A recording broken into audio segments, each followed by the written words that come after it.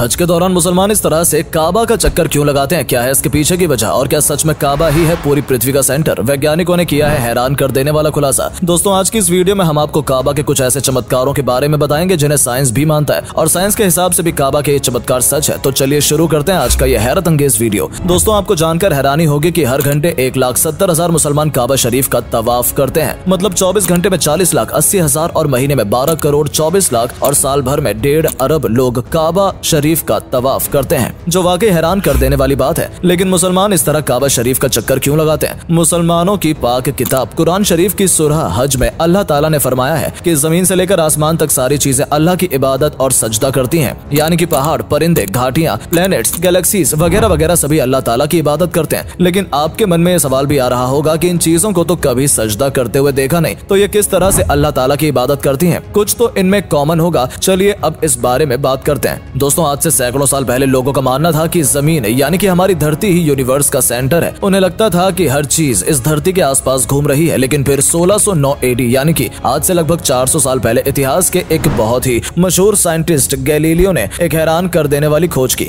Galileo ने समुद्री जहाज और फौजियों द्वारा इस्तेमाल होने वाली टेलीस्कोप को एक के ऊपर एक लाइन करके थोड़ा और एडवांस किया, और इंसानी इतिहास में पहली बार ऐसा हुआ कि जब किसी ने इस टेलीस्कोप का इस्तेमाल आसमान को एक्सप्लोर करने के लिए किया। गैलीलियो ने जब सूरज, चांद और बाकी प्लैनेट्स को गहराई से और करीब से देखा तो उनके सामने कई सारे खुलासे हुए। इसके बाद उन्होंने कई सारे प्लैनेट्स को देखा और उन्हें पता चला कि हमारी धरती काफी छोटी है, इतनी छोटी कि जुपिटर जो कि एक प्लैनेट है वो 1300 अर्थ के बराबर है। यही नहीं, उसने एक और बात नोटिस की कि सारे प्लैनेट्स गोल हैं और इनमें सूरज की लाइट महीनों के दिनों में अलग अलग दिखाई पड़ती है। और थोड़ी बहुत रिसर्च और छानबीन करने के बाद उसने ये जाना कि यूनिवर्स का सेंटर हमारी पृथ्वी नहीं है, बल्कि ये तो खुद सूरज के चारों ओर घूम रही है। उसने सारी बात उस समय के लोगों को बताई, लेकिन उसकी इस रिसर्च को दबाया गया और लोगों ने उस पर यकीन नहीं किया। उसे सजा भी दी गई, लेकिन फिर उसके 350 साल बाद सबने माना कि गैलीलियो सही था और उसने जो कुछ भी रिसर्च की थी वो बिल्कुल सही थी। इसके बाद लोगों ने इस बारे में और रिसर्च करना शुरू की और इन रिसर्चों से और खुलासे हुए जिससे पूरी दुनिया के लोग हैरान रह गए। पता चला कि ये सारे प्लैनेट सूरज के चक्कर लगाते हैं और सूरज भी यूनिवर्स का एक छोटा सा टुकड़ा है, क्योंकि सूरज की तरह अरबों तारे हैं जो मिल्की वे गैलेक्सी का हिस्सा है। और मिल्की वे गैलेक्सी में ये सारे तारे एक सर्कल में घूम रहे हैं और इन्हें इस तरह सर्कल में घूमने के पीछे हाथ है सुपर मैसिव ब्लैक होल का। मतलब ये सारे तारे इस ब्लैक होल की वजह से घूम रहे हैं। और आपको जानकर हैरानी होगी कि सुपर मैसिव ब्लैक होल सूरज से 4 लाख गुना ज्यादा बड़ा है। और मिल्की वे जैसी ऐसी लाखों गैलेक्सी हैं जो कि साथ में मिलकर एक क्लस्टर बनाती हैं, और इस तरह के लाखों क्लस्टर मिलकर एक सुपर क्लस्टर बनाते हैं। मतलब हमारी अर्थ इस यूनिवर्स का एक छोटा सा हिस्सा है जो सूरज के चारों ओर घूमती है। अब यहाँ इतनी सारी बातों में आपने एक चीज नोटिस की होगी,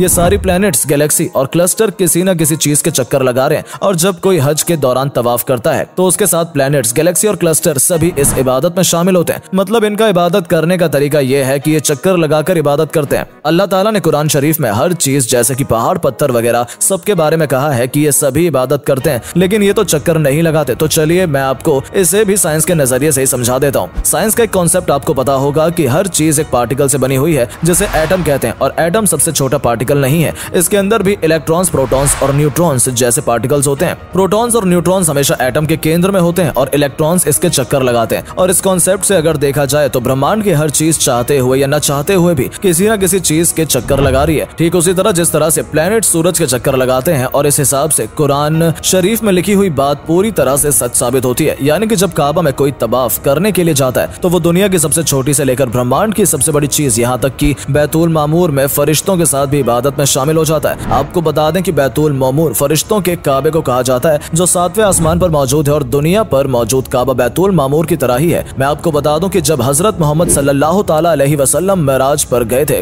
तो उन्होंने बैतुल मामूर पर फरिश्तों को किसी चीज के आसपास घूमते हुए इबादत करते हुए देखा था। दोस्तों, अब हम बात करते हैं साइंस के मुताबिक काबा के एक और मिरेकल के बारे में। आपको बता दें कि कुरान शरीफ में भी बताया गया है कि लोगों के लिए जो सबसे पहला घर बनाया गया वो बेशक मक्का में मौजूद काबा है। इस घर को बरकत दी और तमाम जहां वालों ने हिदायत का मरकज यानी कि केंद्र बनाया। और अब इस बात को साइंस ने भी माना है कि काबा शरीफ पूरी दुनिया का सेंटर है। और ये बात मैं हवा में नहीं कह रहा, बल्कि इसको लेकर रिसर्च हुई है जिनमें खुलासा किया गया कि काबा ही पूरी पृथ्वी का सेंटर है। जब इस बारे में रिसर्च हो रही थी और सैटेलाइट तस्वीरें खींची गई तो वैज्ञानिकों के सामने हैरान कर देने वाला सच आया। उन्होंने पाया कि मक्का में मौजूद काबा शरीफ पूरी दुनिया का केंद्र है। ये जानकर वो काफी हैरान थे। हालांकि हम बता दें, वैज्ञानिकों ने ये जानने के लिए बिल्कुल भी रिसर्च नहीं की थी कि मक्का में मौजूद काबा पृथ्वी का केंद्र है, लेकिन फिर भी उनके सामने ये सच आ ही गया और कई सारी साइंस मैगजीन में इस बारे में लिखा भी गया है। हुसैन कमालुद्दीन जो रियाद बाद यूनिवर्सिटी में प्रोफेसर थे, उन्होंने भी काफी लंबी चौड़ी रिसर्च की और बाद में इस रिसर्च के बाद इस नतीजे पर पहुंचे कि काबा ही पूरी पृथ्वी का केंद्र है। उन्होंने इसके लिए मॉडर्न साइंस की कई सारी मशीनों और कंप्यूटरों का इस्तेमाल किया। उन्होंने दुनिया के बड़े बड़े शहरों में मक्का में मौजूद काबा की डायरेक्शन का पता करने की कोशिश की और लगभग 2 सालों तक इसी कोशिश में जुटे रहे और कई तरह के नंबर्स और कैलकुलेशन के बाद इस नतीजे पर पहुंचे कि काबा ही पूरी दुनिया का सेंटर है। और ये सिर्फ डॉक्टर हुसैन कमालुद्दीन के रिसर्च की बुनियाद पर ही हम नहीं कह रहे, क्योंकि इसके बारे में कई और साइंटिस्टों ने रिसर्च की और सभी का यही मानना है कि काबा ही पृथ्वी का सेंटर है। हालांकि कुछ लोग इस बात को नहीं मानेंगे, लेकिन साइंस इस बात को जरूर मानता है। वैज्ञानिकों के मुताबिक मक्का में मौजूद पत्थर दुनिया के सबसे पुराने पत्थर हैं और जब उन्होंने यहाँ से सैंपल लेकर इन पत्थरों पर रिसर्च की तो पता चला कि ये पत्थर इस धरती की शुरुआत या फिर इसके फॉर्मेशन से पहले के हैं। जब धरती की शुरुआत हो रही होगी तो फिर एस्टेरॉइड के रूप में ये पत्थर यहाँ पर गिरे होंगे, जिन पर रिसर्च करके वैज्ञानिकों ने पाया कि वो बहुत पुराने हैं और इसी वजह से ब्रिटिश के एक म्यूजियम में मक्का के 3 पत्थर रखे हुए हैं जिन पर रिसर्च हुई थी। आपको बता दें कि जमीन पर काबा का लैटिट्यूड 21 डिग्री और 25 डिग्री है, पर हैरान कर देने वाली बात तो ये है कि कुरान शरीफ में काबा का जिक्र करने वाली सूरत सूरह अल बकरा का नंबर भी